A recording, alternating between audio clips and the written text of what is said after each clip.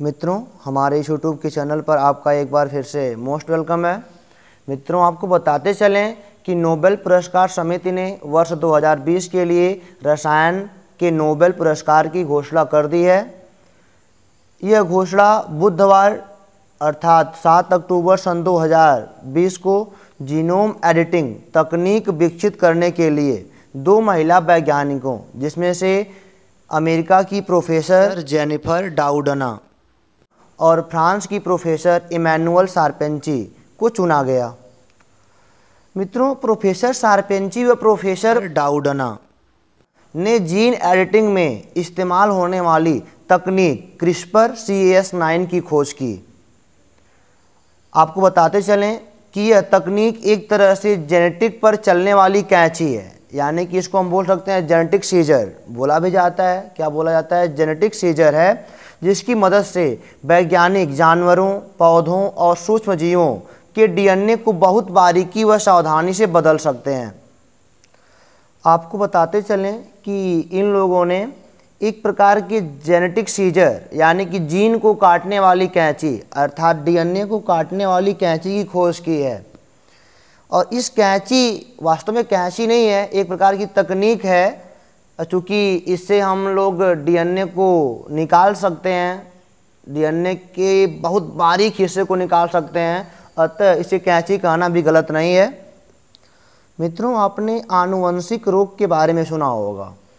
जी हाँ, हम आपसे आनुवंशिक रोग के बारे में कह रहे हैं, जो माता पिता के द्वारा उनके संतान में आती है, उसे हम आनुवंशिक रोग कहते हैं।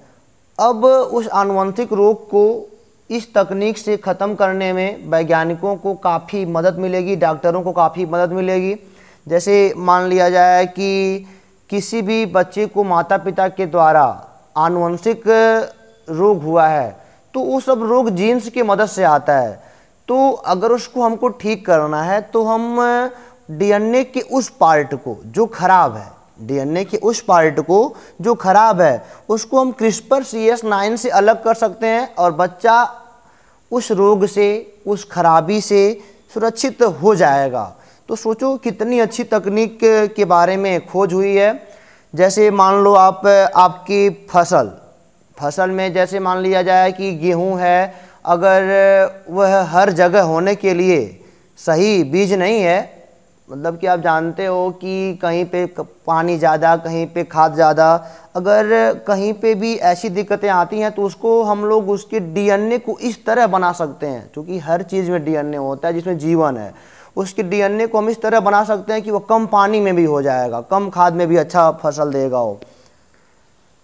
जैसे आप लोग मान सकते हैं कि जानवरों के भी डीएनए को अब हम लोग चेंज कर सकते हैं, और यहाँ तक कि वैज्ञानिकों ने मच्छरों के डीएनए को भी चेंज करने के बारे में सोच रखा है कि मच्छरों के द्वारा बीमारियां बड़ी बड़ी फैलती हैं, जैसे मलेरिया हो गया, एक बड़ी बीमारी है, उससे फैलती है, तो उसके डीएनए को पूरा चेंज कर दिया जाएगा तो मलेरिया ना बीमारी होगी ही नहीं।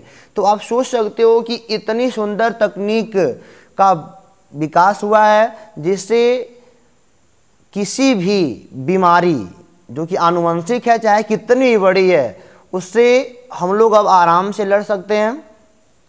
इसी को मित्रों जीनोम एडिटिंग कहा जाता है। मतलब जीन को एडिट करना, डीएनए को एडिट करना। आप जान चुके हो कि एडिट कौन करता है? वही CRISPR-Cas9 नामक कैंची करती है, जिसमें से क्रिस्पर जो है खराब डीएनए को ढूंढता है। क्रिस्पर वाला पार्ट क्या करता है? क्रिस्पर एक एलिमेंट है, मान सकते हो, वह खराब वाले डीएनए को ढूंढेगा, और जो Cas9 है, यह एक एंजाइम है जो उसको निकाल के वहाँ पे अगला डीएनए जिसका आप चाहोगे उसको लगा दोगे। तो क्रिस्पर खराब डीएनए को ढूंढने में मदद करता है, और जो Cas9 एंजाइम है वह क्या करता है कि उस खराब को निकाल करके वहाँ पे कुछ अच्छा, मतलब कोई अच्छा डीएनए लगा देगा। मित्रों, आपको बताते चलें कि इस तकनीक के लाभ तो हैं, लेकिन कुछ इसके खामियां भी हो सकती हैं भविष्य में। अब वो खामियां जैसे डॉक्टर या वैज्ञानिक लोग अच्छे डीएनए को खराब में भी चेंज कर सकते हैं, तो इस प्रकार की कमियां होंगी भविष्य में। लेकिन जब इसकी खोज हुई है तो कुछ अच्छा ही होगा, ऐसा माना जाता है।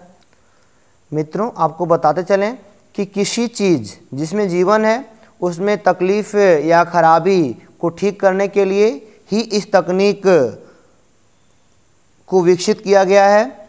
और आपको ये भी बता दें कि प्रोफेसर जेनिफर और प्रोफेसर शारपेंची 2011 में एक कॉन्फ्रेंस में मिले और दोनों ने एक साथ इस तकनीक पर काम करने का फैसला किया था। और मित्रों, आपको यह भी बताते चलें कि रसायन विज्ञान में नोबेल पुरस्कार जीतने वाली यह छठी और सातवीं महिला वैज्ञानिक हैं। और यह पहली बार है जब दो महिला वैज्ञानिक बिना किसी पुरुष के साथ यह पुरस्कार साझा करेंगी। दोनों वैज्ञानिकों को संयुक्त रूप से 8,12,02,548 रुपये और गोल्ड मेडल दिया जाएगा। केमिस्ट्री में नोबेल पुरस्कार जीतने वाली ये छठी और सातवीं महिला वैज्ञानिक हैं। सबसे पहले मैडम क्यूरी को 1911 में, उनकी बेटी इरने जोलियट क्यूरी 1935 में, डोरोथी क्रसोफुट हॉडकिन को 1964 में, अदा योनाथ को 2009 और 2018 में फ्रांसिस अर्नाल्ड ने वर्ष 2018 में ये पुरस्कार जीता था। तो उम्मीद करते हैं कि इस वीडियो से आपने ज़रूर कुछ सीखा होगा और अपने करंट अफेयर को और अपने जनरल नॉलेज को ज़रूर आपने बढ़ाया होगा। तो मित्रों, आपसे फिर मिलेंगे अगले वीडियो में इसी प्रकार कुछ रोचक जानकारियों के साथ। तब तक के लिए ऑल द बेस्ट।